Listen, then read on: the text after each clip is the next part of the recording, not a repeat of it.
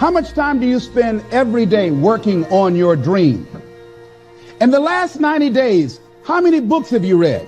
In the last year, what new skill or knowledge have you acquired? What kind of investment have you made in you? You don't want it badder than you want to party. You don't want it as much as you want to be cool. Most of you don't want success as much as you want to sleep. Some of you love sleep more than you love success. And I'm here to tell you today, if you're going to be successful, you gotta be willing to give up sleep. There is no shortcut. There is no hack. There's no sweatless solution. You're gonna have to work. There is always weakness to work on. Always. A lot of them. Why would we allow ourselves to make easy excuses? Why would you allow that? Are you going to make today count? Because that's all you can control. And that's all that matters. It doesn't matter where you start, guys. It doesn't matter what talents you're born with. It's about where you finish. And this race isn't over. It's not over. You could still come in first in the marathon. But you gotta start today. You gotta start now. You have everything you have. Everything you need is inside you. But I realize that doesn't mean just because you don't think you're good enough doesn't mean you can't be good. Doesn't mean you can't be great. Doesn't mean you can't carry on. But it's not gonna always be like this. Your condition is not your conclusion. Nothing is impossible. So you have to decide before you leave, what's that first thing that's been impossible for you? I want you to attack it and overcome it. Because if you run from the adversity that you're going through today, you'll forever be at that level in which you're going through for the rest of your life. One day you'll look back on your life and appreciate the struggle and have nothing but gratitude for everything that happened along the way. And you come to recognize that in return, you're given the chance to earn the greatest edge of all, and one that can never be taken away. You have enough right now to change your life. You have enough right now to flip this world upside down. You have enough. You got enough power. You got enough anointing. You got enough grace. You got enough patience. You got enough gifting to make your money, get out of debt, get yourself together, and change everything about your world. Realize that you have the ability to make an impact. You have an opportunity to change that story in your head. Put yourself out there, because when you do, amazing things happen. The essence of life is growth. The essence of life is growth, to do the best you can. And here's what's interesting. Humans are the only life form that will do less than they possibly can. Humans are the only life form that will settle for less. Every other life form except human beings strive to its maximum capacity. How tall will a tree grow? Approximately as tall as it possibly can. You never heard of a tree growing half as high as it could. No, trees don't grow half. Trees send their roots down as deep as possible, stretch their limbs up as high as possible, produce every leaf possible and every fruit possible. As a matter of fact, you never heard of a human physically growing half.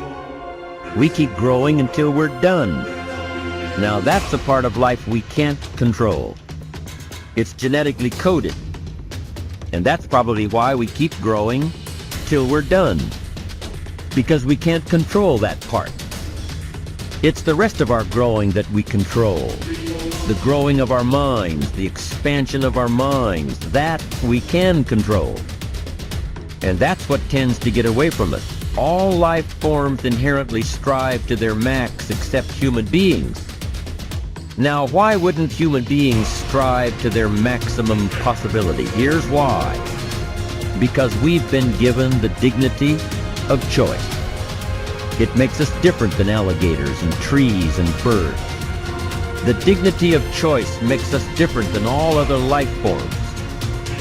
And here's the choice: to become part of what we could be, enough to get by, or to become all that we can be. My best advice for you is to choose the all. Earn all you can, make all the friends you can, read as many books as you can, develop as many skills as you can, see as much as possible, do as much as possible, make as much fortune as possible, give as much of it away as possible. The max. There's no life like it. I'm telling you, once I got on track, I've never looked back. Pick up the challenge. Go for it. Take the best of the two easies. Take the route of it's easy to get ahead. It's easy to do all you can. It's easy to succeed. It's easy to have financial freedom. The more you do, the more you get. See, if you're playing it safe, you're not going to win. If you're playing it safe, like that old saying, you know, you were taught when you're a little girl, better to be safe than sorry. Well, that's a bunch of crap. It's not better to be safe than sorry. It's by trying things that you figure out how far you can go. You got to get outside the box. Like it's reported, Edison tried 3,000 ways before he built the incandescent light. He said he didn't fail 3,000 times. He said there was 3,000 different steps to building a light bulb. Well, there's different steps to get to where you're going. And I really do treat winning and losing exactly the same. I do not let it upset me. Do you think that's a big part of why you're so successful? Well, it's part of why I enjoy it. Yeah, I think it is, because I'll try anything. Like if I'm into an idea, the idea of losing never enters my mind. See, I have worked with giants. I had the good fortune of working with Sir Edmund Hillary. He was the first man to stand on top of the world. And I worked with him on 3 different occasions. And the only difference in Ed Hillary and Bob Proctor is in his side. Now, he's gone now, but he was a big man.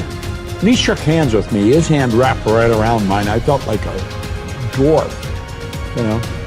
And talking to him, like it never entered his mind he wouldn't get to the top of the mountain. But he failed in 1951. He failed in 1952. It wasn't until 1953 that he got to the top of the mountain. You know, people had died for centuries trying to do that. He said, I knew if I could see it in here, I could hold it out here. Stella Mann wrote that in a book. You can see it in your head, you can hold it in your hand. And that's right. And if you're not prepared to lose, you're never going to win, because you're always playing it safe. And there's no reward in that. Dare to go forward. Winston Churchill once said, courage is rightly considered the foremost of the virtues, because upon it all others depend. Courage is the chief distinguishing characteristic of the true leader. It is almost always visible in the leader's words and actions. It is absolutely indispensable for success, happiness, and the ability to motivate other people to be the best they can be. Follow through on your vision.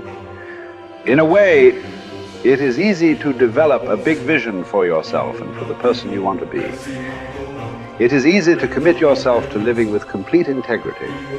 But it requires incredible courage to follow through on your vision and on your commitments. You see, as soon as you set a high goal or standard for yourself, you will run into all kinds of difficulties and setbacks. Refuse to compromise. You will be surrounded by temptations to compromise your values and your vision. You will feel an almost irresistible urge to get along by going along. Your desire to earn the respect and cooperation of others can easily lead to the abandonment of your principles. And here is where courage comes in. Stick to your principles. Courage combined with integrity is the foundation of character. The first form of courage is your ability to stick to your principles, to stand for what you believe in and to refuse to budge unless you feel right about the alternative.